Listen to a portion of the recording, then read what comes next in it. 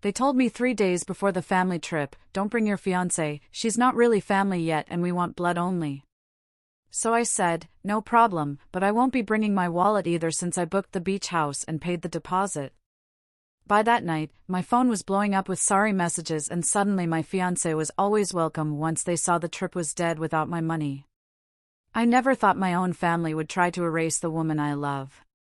But when they did, 3 days before our dream vacation, they triggered a silent war they had no idea they were starting. The air in my office that afternoon felt thick, buzzing not just with phone alerts, but with a dread I couldn't yet place. My name is Daniel. I'm 29. For most of my life, I was the rock of my family, the one everyone could count on. Not the loudest, not the favorite, just dependable. I'm the one who remembered birthdays, offered rides to the airport, and bailed people out when the rent was late or the car broke down. I always tried to be generous, sometimes to a fault. I was raised to believe that family sticks together, that we support each other through thick and thin. I held on to that belief way longer than I probably should have. And to be honest, I think they knew it. They counted on it. I come from a big, messy, opinionated family. 3 sisters, 2 brothers, 2 divorces, and 1 matriarch, my mom, who still tries to play peacekeeper despite being the root of a lot of the chaos herself. Our group chats were always active, filled with the usual stuff, someone's new job, someone else's new baby, petty arguments about who forgot to call who back. I usually stayed out of the drama unless it directly affected me. That changed recently, and when it did, it wasn't loud at first. It was subtle. A sentence, a tone, a pause on the phone that lasted a beat too long. You know those moments where you don't realize until later that something shifted? Yeah. This story starts with one of those. It began in mid-May. My fiancée, Chloe, and I had been together 4 years. We got engaged last fall. Just us. No big announcement, no dramatic photo shoot, just a walk through a park and a quiet yes. We were planning a small wedding for the following spring. But honestly, the whole planning part had taken a backseat to life lately. Work was intense for both of us. I'm in logistics, she's in early childhood education. We'd both been counting the days until our upcoming family vacation. A whole week off the grid at a rented beach house on the Gulf Coast of Florida. 7 days of sunshine, sand, and supposedly no stress. I say supposedly because things unraveled long before we even packed our bags. The trip had been my idea originally. I floated it in the family chat back in February, half expecting it to fizzle out like most of our big group plans. But surprisingly, everyone was in. My mom was thrilled, my siblings were all excited, and within a week, I'd volunteered to coordinate the logistics. That meant finding the house, managing the booking, and because I had the highest credit limit, paying the initial deposit. No one asked me to. I just did it because, again, I'm the dependable one. I picked a gorgeous house, beachfront, 5 bedrooms, big kitchen, outdoor grill, the works. And I made it very clear from the start that Chloe would be coming with me. Now, here's where it starts to get weird. Chloe had been to several family events, holidays, birthdays, even my niece's kindergarten graduation. She's always been polite, helpful, and frankly better at navigating my family's chaos than I am. But not everyone warmed up to her. My older sister, Sarah, was especially standoffish. She's the type who talks sweet to your face and then rolls her eyes the second you leave the room. Sarah never had a real reason not to like Chloe. She just didn't. I chalked it up to jealousy or maybe just Sarah being Sarah, but over time her coolness started to spread. It was small things at first, passive-aggressive digs. Chloe being left off a group text about dinner plans. My brother Ethan once made a joke about how fast some women get their claws into the family while Chloe was literally sitting across from him. I called him out, and he brushed it off with that classic smug, I was just kidding tone. Chloe never made a fuss. She always handled it with grace, but I could see it wearing on her. Still, we were looking forward to the trip. Despite everything, we needed the break, and I figured being together for a whole week would give everyone a chance to reconnect. I kept telling myself this vacation would be the reset button we all needed. That was until 3 days before we were set to leave. I was in the middle of a meeting when my phone started buzzing like crazy, missed calls, texts from my sister, Sarah, my mom, even Ethan. At first, I thought something had happened. I excused myself and checked my messages. The first one from Sarah read, "Hey, quick thing about the trip. Can you give me a call?" Then another, "So, we were talking, and we think it'd be better if Chloe didn't come. Nothing personal, but this trip should really just be blood family." I stared at it for a minute, thinking I'd misread, but the rest of the texts confirmed it. My family had apparently decided on their own, without me, that my fiancé wasn't really family yet. My mom's message tried to soften the blow. "Daniel, honey, you know we love Chloe, but with so many people, it just feels like we should keep it simple. No plus ones.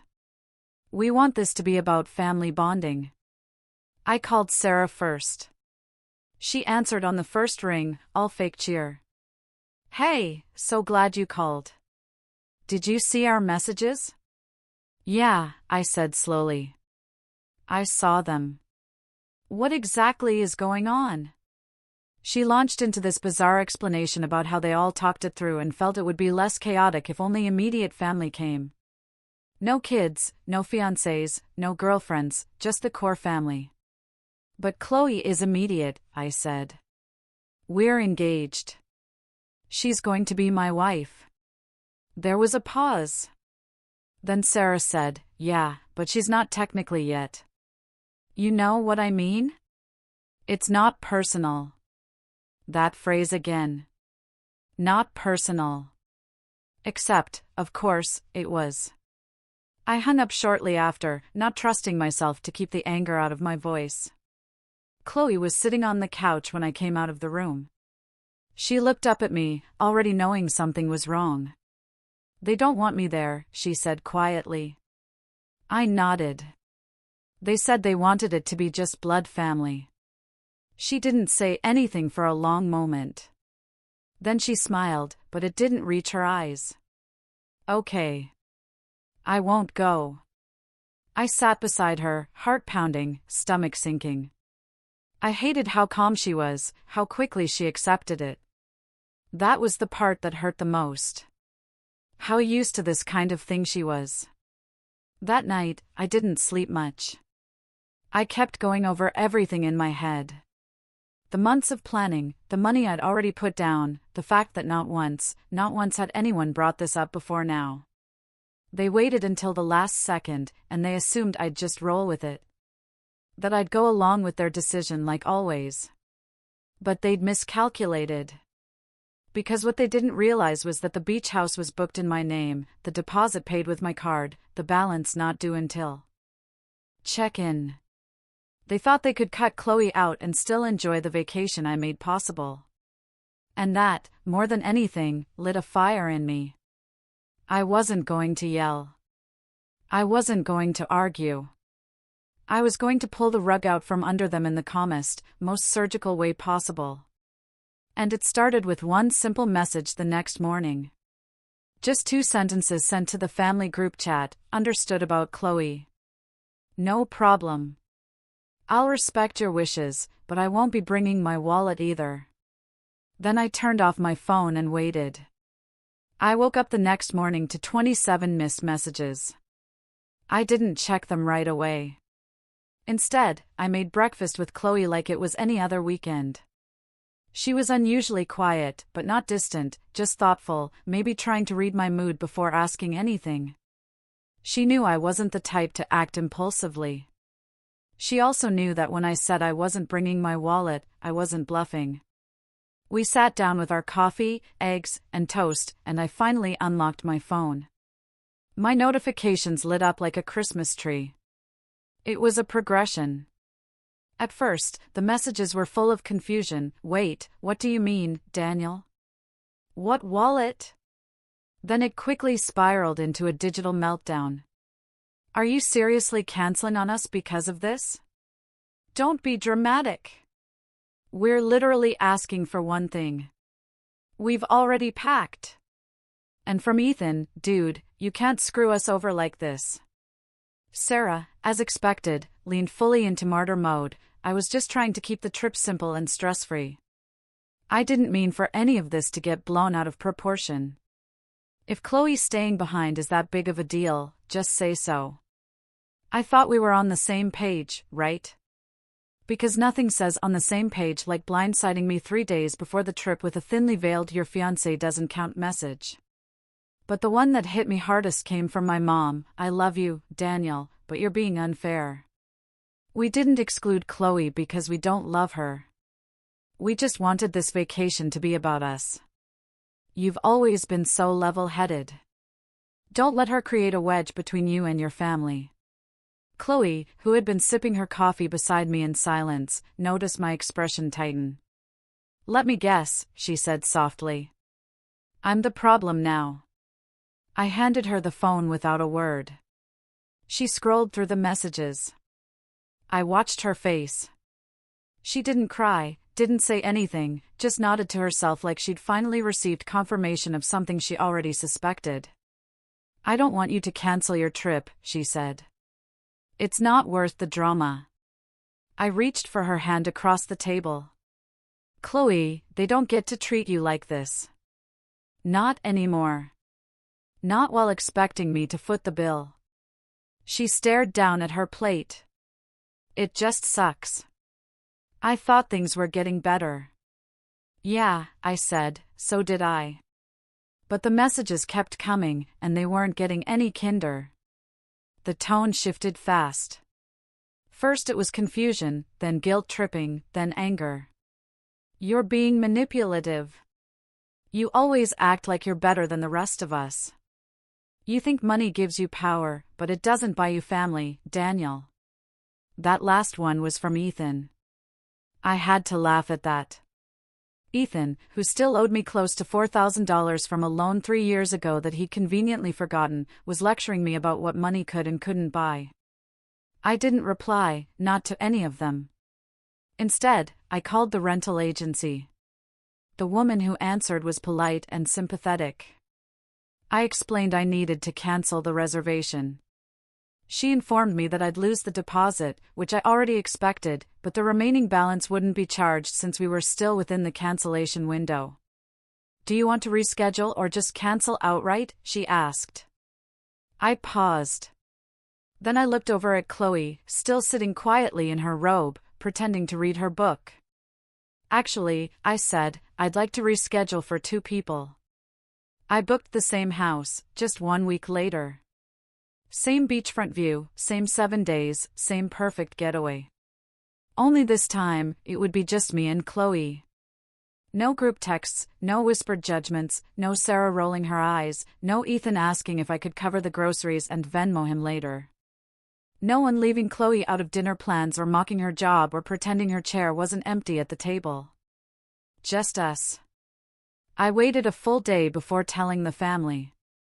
I did it with one screenshot, the new reservation confirmation. Date changed. Occupancy changed. Names changed. The group chat went dead for 4 hours.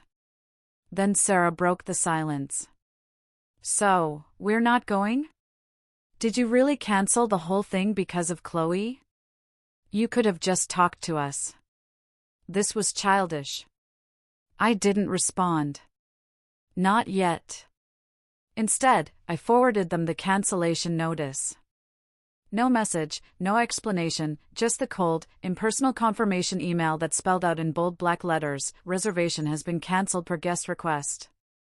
It was a few minutes later that my mom called. I ignored it.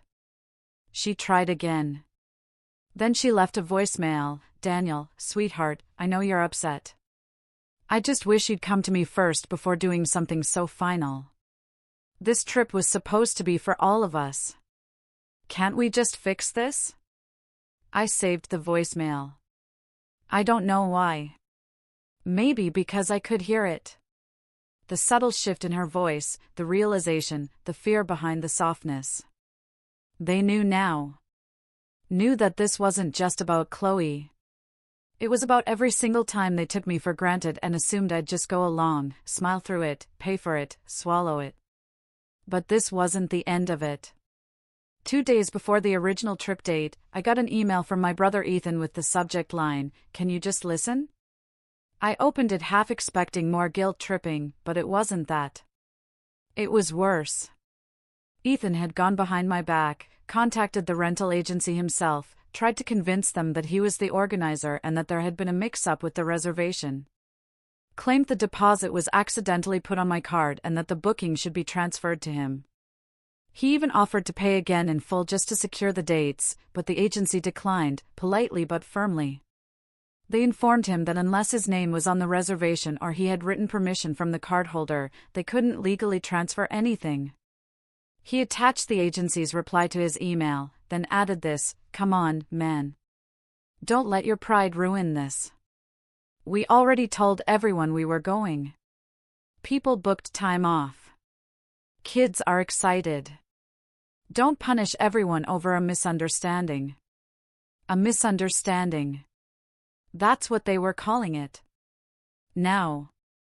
After telling my fiancée she wasn't welcome, after telling me she wasn't really family, after waiting until the last possible moment, assuming I'd be too spineless to say no.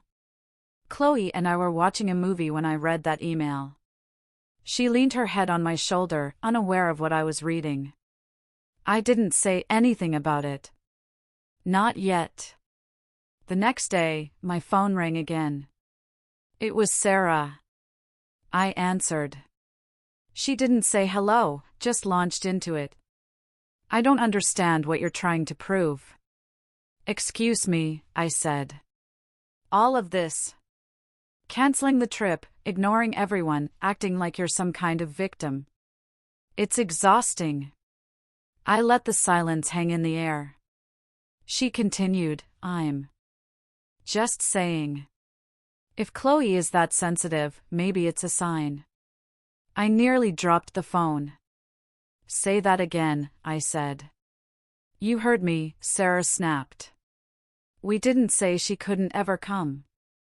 We just thought this trip would be better if it was just us. That's not some horrible crime. You told my fiancée she wasn't family. 3 days before the trip after I paid for everything. Well, maybe next time you should make it clear that everything's contingent on bringing your +1, she said, her voice cold. Otherwise, don't be surprised when people start acting like it's still our family vacation. Something inside me snapped.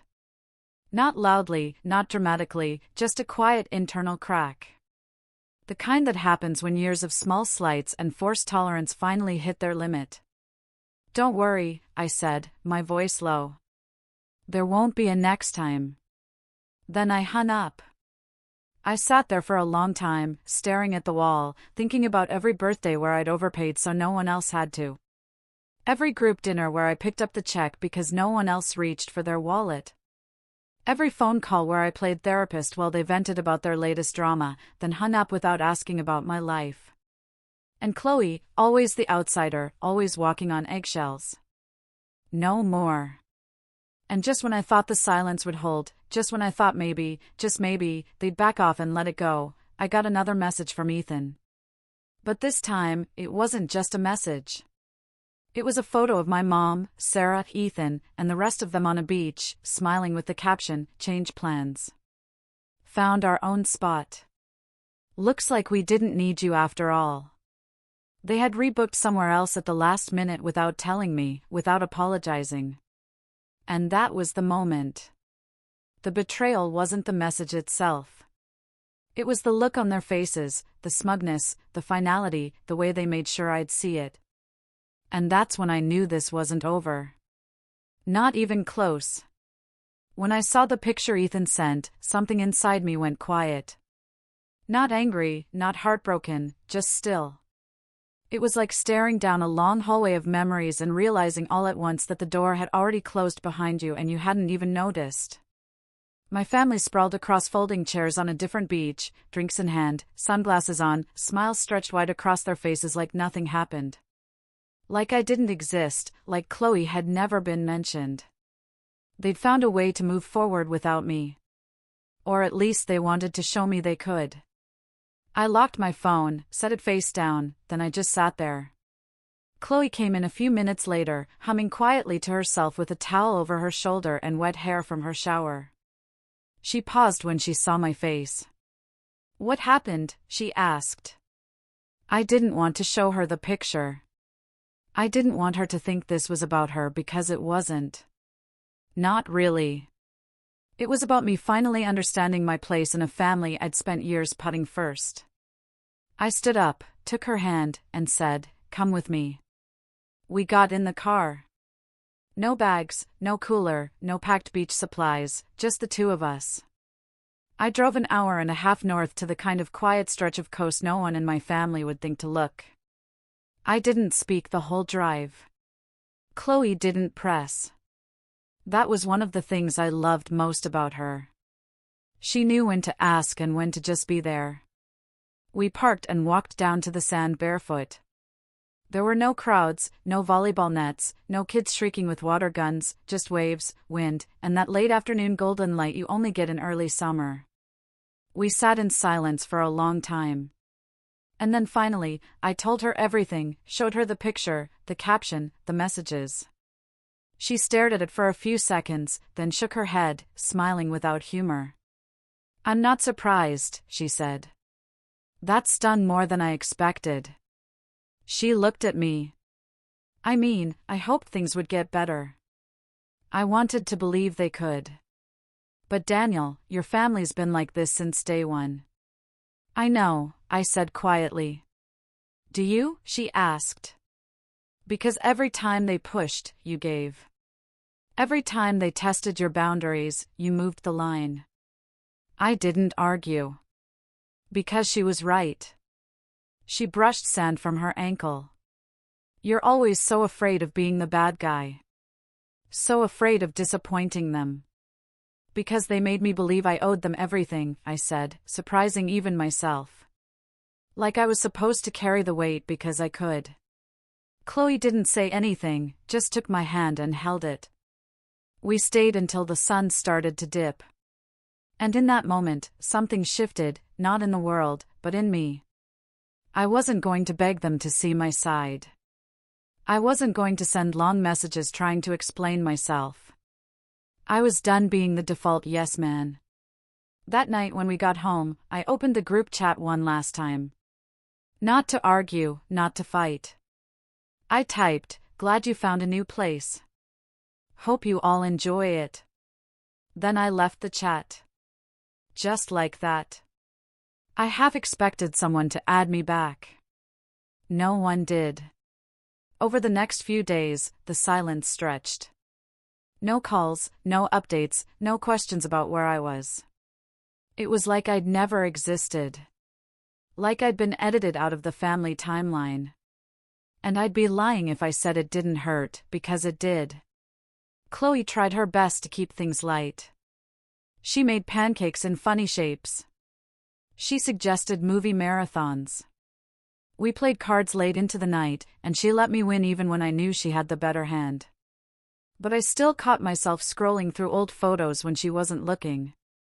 Christmas mornings, Thanksgiving dinners, backyard cookouts, all those moments where I smiled for the camera, unaware that something darker was brewing just outside the frame. I didn't realize how much of my identity was tied up in being part of the family until I was suddenly not.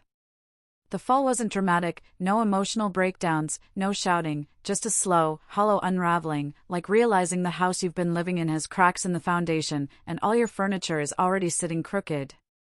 For a week, I did the bare minimum at work. I answered emails, took calls, but my heart wasn't in it. I kept thinking about that beach house, how perfect it was, how excited I'd been to share it with the people I thought mattered most. How fast they made me feel disposable.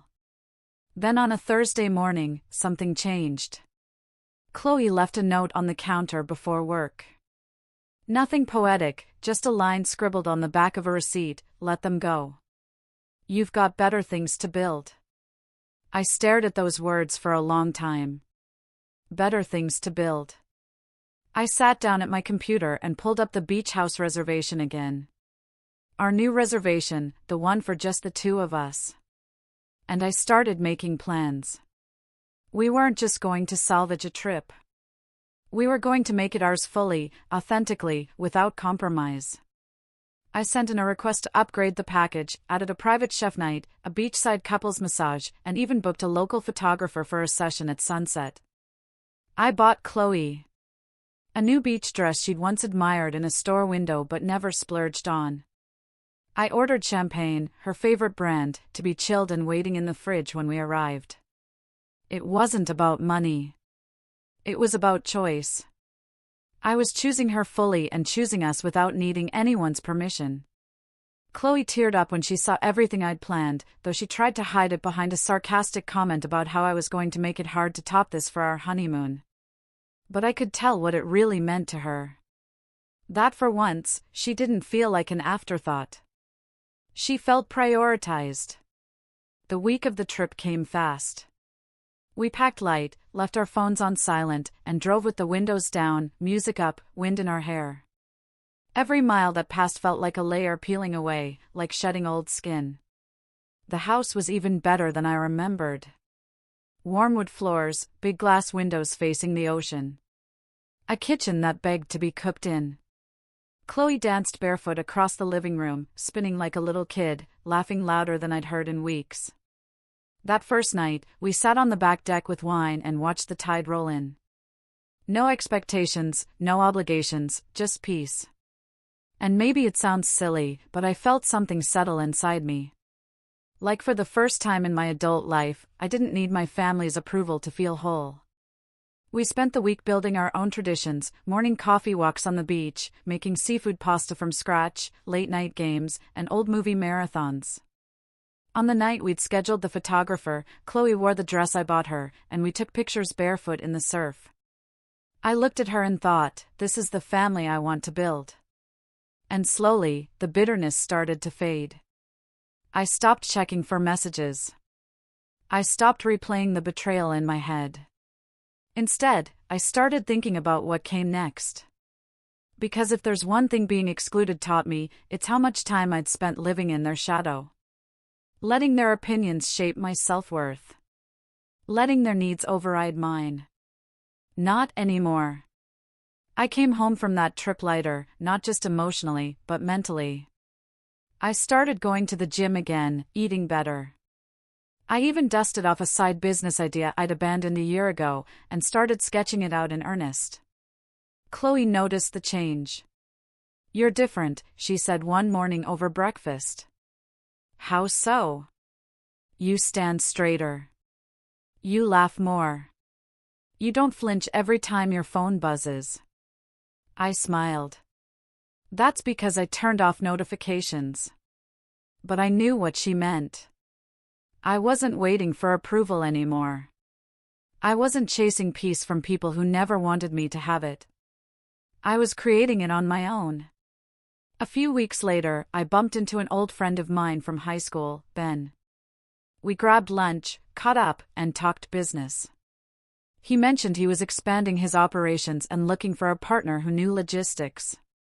The kind of offer I might have turned down 6 months ago because I didn't want to rock the boat or take on too much. But now I said yes. We shook hands, and just like that, something new began. Not in spite of what happened, but because of it. And while the wounds were still there, quiet, healing, I could finally look ahead without bitterness.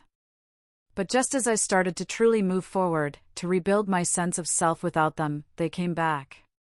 Not all at once, not with apologies, but with something else entirely, a request, and with it, a threat. It started with a knock. Not a metaphorical one, a real physical knock at our door. Sharp, rapid, the kind that's too purposeful to be friendly. Chloe and I were in the middle of hanging new shelves in the living room. I'd just gotten off a late afternoon Zoom call with Ben about our new logistics platform.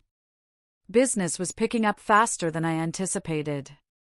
We'd secured 2 new contracts that week alone, and Chloe was already looking at office spaces I could eventually lease. The house smelled like fresh wood and takeout. The mood was light until that knock. I wiped my hands on a towel and opened the door. My mother stood on the porch, wearing a long beige cardigan like it was armor, clutching her purse with both hands like it might float away. Her eyes darted behind me, clearly checking if Chloe was visible. "Hi," she said, all breezy and breathless like this was a surprise encounter instead of an ambush. I didn't step aside. "Hi." She smiled. That tight, rehearsed kind of smile that never quite reaches the eyes. "Can I come in?" I hesitated for a second, not because I was unsure, but because I wanted her to feel that hesitation. Then I stepped aside without a word. Chloe looked up from the shelf she was adjusting, froze, then quietly excused herself to the kitchen. I appreciated that. She trusted me to handle it. Mom and I sat. There was a silence so heavy it felt like it had physical weight. She cleared her throat. "You look good, healthy. I saw that photo of you two on the beach." "You saw that?" I interrupted. She nodded. "Ethan forwarded it." I nodded slowly. "Of course, he did." Another silence. "I'm not here to rehash everything," she said. "But something came up and I thought you should hear it from me." I waited. She reached into her bag and pulled out a crisp folder. Not dramatic, not a thick stack, just a few printed documents. "The house," she said. "Grandma's old beach house." I blinked. "What about it?" "She passed last month." I stared at her. "She passed and no one told me?" "She didn't want a funeral," Mom said quickly. "You know how she was. She wanted it quiet. No fuss. We respected her wishes." "We." The word hit wrong. Like I was already excluded from the list. I didn't speak. I just waited for her to continue. "She left the house to the family. There's no official will. We think she never updated it, but the paperwork's a bit messy. The deed's still in her name, but we found a letter written a few years ago." I raised an eyebrow. "A letter?" She nodded. "Addressed to you." I reached for it, but she held it back. "There's a lot riding on how this plays out," she said. And suddenly, the rehearsed calm started to crack. "The property taxes are overdue. It needs work. The rest of us have been talking, and we think the best move is to sell it. And we need your help." There it was. The turn. The reason she was on my doorstep. "We need someone to file a petition to transfer the deed. Since Grandma mentioned you in the letter, you'd have a claim. You're good with paperwork. Good with, logistics." I leaned back in my chair. Let the words wash over me. She didn't say, "We're sorry." She didn't say, "You deserved better." She said, "We need your help." "Who else has seen the letter?" I asked. She hesitated. "Just Sarah and Ethan, of course." "And this letter," I said slowly. "Does it say the house is mine?" Her silence was all the answer I needed. She placed the envelope on the coffee table like it was radioactive and slowly pushed it toward me. I opened it. Inside was a handwritten note from Grandma, dated 2 years ago. "Daniel, I know your mother won't like this, but you're the only one I trust. The beach house should go to someone who will actually appreciate it. Someone who doesn't see it as a quick sale and a paycheck. I wanted you to have it. If I forget to make it official, I hope this is enough. Love you always, Grandma." I read it twice, 3 times. The paper was yellowing, the ink slightly faded, but it was her handwriting. No doubt about it. When I looked up, my mom was watching me carefully, gauging. "So, let me get this straight," I said. "You want me to use this letter to transfer the deed so you all can sell the house?" She nodded. "We'd split it, of course. Equally, even though she left it to me?" "She was old," she said. She probably didn't realize what she was saying. I almost laughed. She called the rest of you out by name in the letter. Mom flinched at that. She didn't mean she did, I cut in. And you know it. I sat back and took a deep breath. And in that moment, something clicked. This was the leverage I didn't know I needed. Because here was the truth. Grandma's beach house wasn't some crumbling shack. It was in a prime location on the Gulf Coast of Florida, walking distance from high-end developments with a private dock. I'd helped her maintain it 2 summers ago when she got sick. I knew what it was worth. I also knew what they didn't, because while they were chasing quick cash, I was sitting on a letter worth 6 figures, possibly 7. I looked at my mother. I'll think about it, I said. She smiled, relieved. That's all I asked. She stood to leave. I waited until she was at the door. Hey, Mom. She turned. If you wanted me to help, you could have called weeks ago. Instead of letting them cut me out. The smile faltered. I didn't know what to say. You didn't have to say anything, I said. You just had to not stay silent. She left, and I locked the door behind her. That night, Chloe and I sat at the kitchen table, the letter between us. You're not going to give it to them, right? She asked, voice low. I shook my head. No. She exhaled. Good. But I'm not going to keep it either. Not yet. She looked confused. I'm going to use it. Over the next week, I started laying the groundwork. Quietly, methodically, I called Ben and told him I needed a few days off. I hired a real estate attorney, someone local, someone sharp. We met twice in person, once over the phone. I gave him the letter, the history, the family politics. He listened, took notes, and told me something that changed the game. Technically, without a will, it would have gone to her children. But if she left written intent and you're willing to challenge it, there's a strong case. Especially if the rest of the family wasn't involved in upkeep. They weren't. Not once.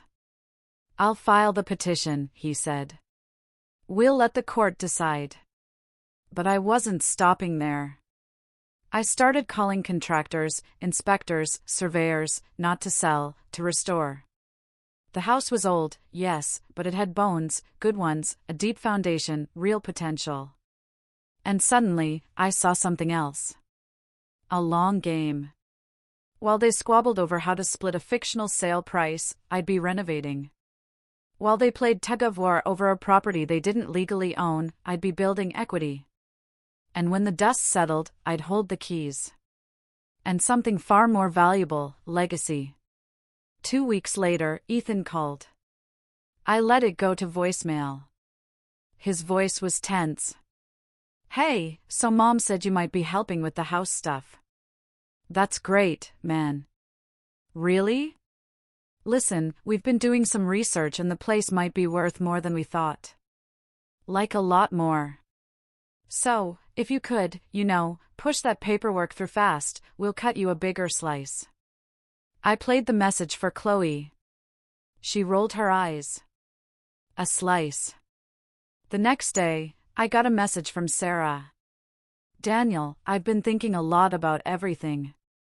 I just want to say I'm sorry if I was out of line about the vacation stuff. Chloe's great. You're great. Let's move forward. It was like watching rats smell smoke before a fire, but I wasn't ready yet. Not until the final piece was in place. I made one more call to the town's zoning board. Asked about short-term rental permits. Turns out the area had just lifted restrictions. The beach house could legally operate as a vacation rental, the kind that makes a lot more money than a one-time sale.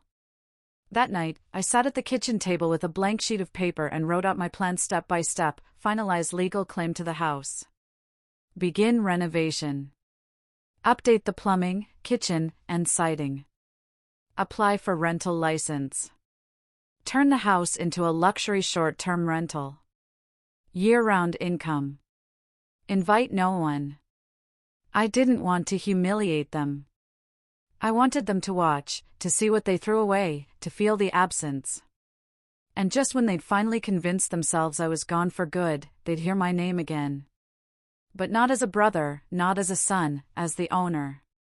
It took 5 months. 5 months of paperwork, planning, calls, late-night number crunching, early morning contractor visits, and endless patience. But the beach house, my beach house, came back to life. We started with the bones, reinforced the deck, fixed the roof, replaced the rotting dock planks, then the interior. Chloe had an eye for design, and I let her run wild. Every room was repainted with warm coastal tones. We knocked down a wall to open the kitchen, added new fixtures, modern appliances, luxury linens, smart locks, cameras, even a welcome basket concept for future guests. We took out the stained carpets and revealed the beautiful original hardwood underneath. I hired a local photographer to capture everything once the renovations were done. The before and after images were so stark it was hard to believe they were of the same property. When the photos went live on the site we listed it on, we booked our first weekend within 48 hours. By month 6, we were booked solid for the next 3. But here's the thing, they still didn't know. The court had ruled in my favor quietly, decisively. The letter had been enough, combined with testimony from Grandma's old neighbors who remembered me as the only one who visited her in those last 2 years. My siblings didn't contest it. They didn't even show up. I'm guessing they assumed I'd cave and split it once it was legally mine, but I didn't. I had my attorney notify them with a single, cold, formal letter. The property now legally belongs to Daniel. All prior claims are null. Do not trespass. They didn't reply. For a while, it was quiet, peaceful. Chloe and I visited the house once every few weeks just to make sure everything was running smoothly.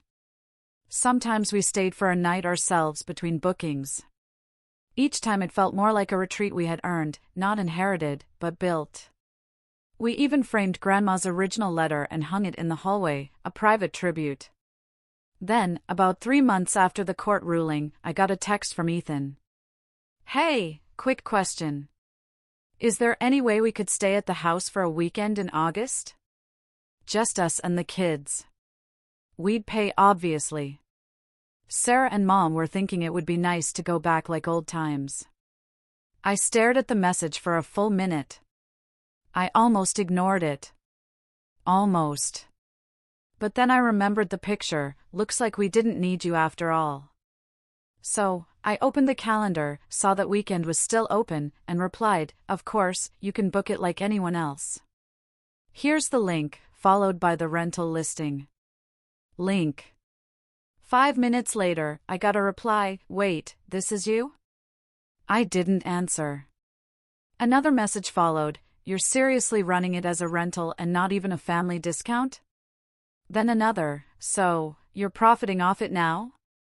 That's what Grandma would have wanted. I finally replied, yes, she would have wanted someone who cared to take care of it. I did.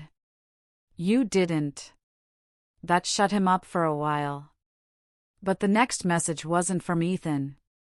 It was from Mom. She wrote, I'm disappointed, Daniel. You know, your siblings made mistakes, but punishing everyone like this, over a vacation, over a misunderstanding. I took a deep breath and typed slowly. It wasn't about a vacation. It was about years of being treated like I didn't matter. Like Chloe didn't matter.